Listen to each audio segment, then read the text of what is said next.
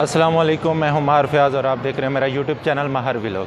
अगर आपने अभी तक मेरे चैनल को सब्सक्राइब नहीं किया तो बराए मेहरबानी मेरे चैनल को सब्सक्राइब कर दें और बेल आइकन को भी प्रेस कर दें ताकि मेरी नए आने वाली वीडियो का नोटिफिकेशन आप दोस्तों को मिलता रहे। आज मैं आपको बताऊँगा क्या आप मलेशिया में अपना घर रेंट पर ले सकते हैं, क्योंकि बहुत से लोग यही पूछते हैं कि हम मलेशिया में आकर घर वगैरह रेंट पर ले सकते हैं और यहाँ पर खाने पीने के अखराजात कितने आते हैं। तो आज मैं इस पर तफसील से आपको बताऊंगा कि यहाँ पर खाने पीने के अखराजात कितने आते हैं और रूम रेंट क्या होता है, और अगर आप अपना अपार्टमेंट लेना चाहते हैं रेंट पर तो क्या आप ले सकते हैं। तो सबसे पहले हम बात करते हैं यहाँ पर अपार्टमेंट की कि आप यहाँ पर मलेशिया में अपार्टमेंट किस तरह रेंट पर ले सकते हैं। तो उसके लिए सर ज़रूरी है कि आपके पास मलेशिया का कोई भी किसी भी कैटेगरी का आज़ाद वीज़ा होना चाहिए, ठीक है।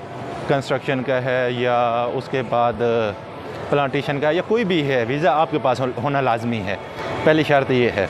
और उसके बाद आपको यहाँ पर अपार्टमेंट मिल जाता है। उसके लिए आपको पहले दो महीने का डिपॉज़िट पहले जमा करवाना पड़ता है और उसके बाद आपको मंथली जो है ना रेंट देना पड़ता है, तो आपको अपार्टमेंट मिल जाता है।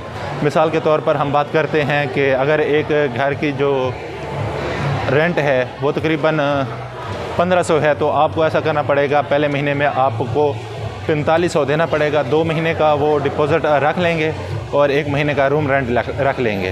तो इसके बाद आपको करना ये होगा कि आपको हर महीने 1500 रिंगट आपको मंथली जो है अपने बॉस को, जो उस घर का मालिक होगा, ऑनर होगा, उसको आपने देनी है। तो ये तो कन्फर्म हो गया कि आप यहाँ पर मलेशिया में अपना अपार्टमेंट हैं, यहाँ पर खाने पीने और रिहाइश के कितने अखराजात आते हैं।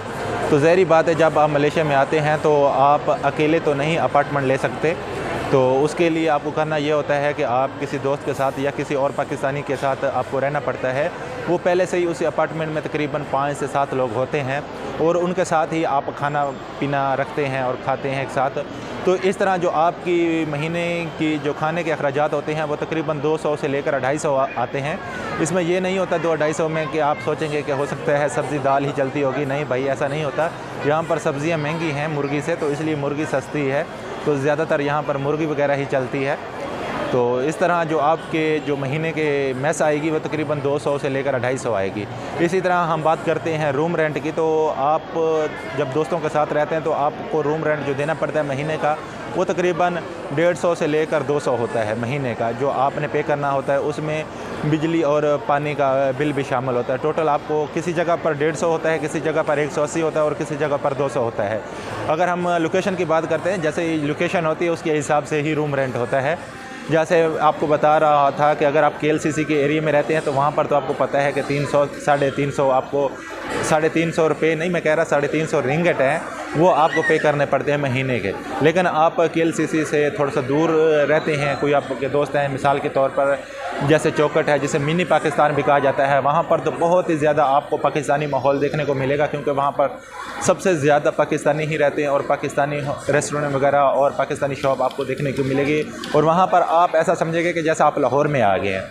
तो उस लोकेशन की मैं बात कर रहा हूँ, वहाँ पर आप रहते हैं तो वहाँ पर जो रूम रेंट है वो तकरीबन 200 है और जो खाने पीने के अखराजात आते हैं वो भी तकरीबन 200-250 आता है। तकरीबन 450 रूम रेंट और जो खाने पीने के अखराजात आते हैं। टोटल से नए आते हैं और किस जगह पर जाना चाहिए और किस जगह पर रहना चाहिए, तो मैं आपको बताता हूँ। जो सस्ता एरिया है, मिसाल के तौर पर ज़ाहिर बात है जब पाकिस्तान से आप आते हैं तो आप इसी कोशिश में होते हैं कि आपको कोई सस्ती जगह मिल जाए जहाँ पर आप रूम ले लें और खाना पीना भी थोड़ा सा सस्ता हो।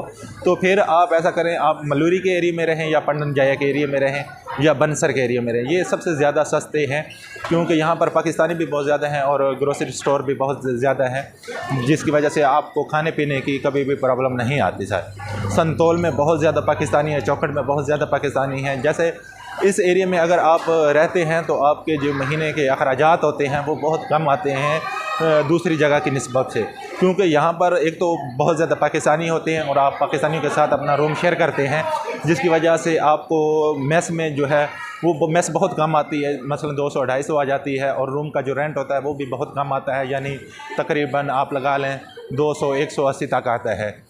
ये आपके लिए बहुत ही ज़्यादा बेनिफिट हो जाता है। और दूसरी वजह ये है कि यहाँ पर बहुत ज़्यादा पाकिस्तानी हैं।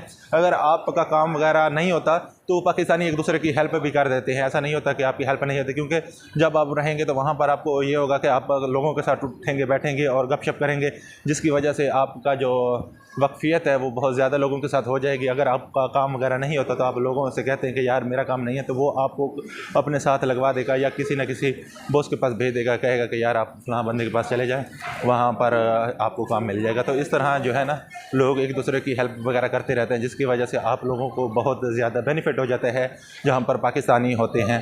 तो इसलिए आप कोशिश करें जब भी आप मलेशिया में आएँ तो ये जो जगह मैंने बताई है वहाँ पर ही ज़्यादा अपना रहने का सेटअप बनाएं, जैसा बनसर हो गया, उसके बाद मल्लूरी है, पंडनजाया है, संतोल है, चौकट है। इस जगह पर आप रूम वगैरह तलाश करें और वहाँ पर रहने की कोशिश करें। इससे आपको ये होगा कि बहुत से चैनल को सब्सक्राइब करना ना भूलें। बहुत से लोग यार चैनल को सब्सक्राइब नहीं करते, तो जिसकी वजह से आप देख सकते हैं मेरे जो सब्सक्राइबर है इस वक्त तक तकरीबन 2400-2500 हैं। तो कोशिश करें यार इस महीने में, और नहीं तो इनको 5000 ज़रूर करें। तो आप दोस्तों का, मोहब्बत का और तामन का बहुत शुक्रिया। Thank you. अल्लाह हाफ़िज़।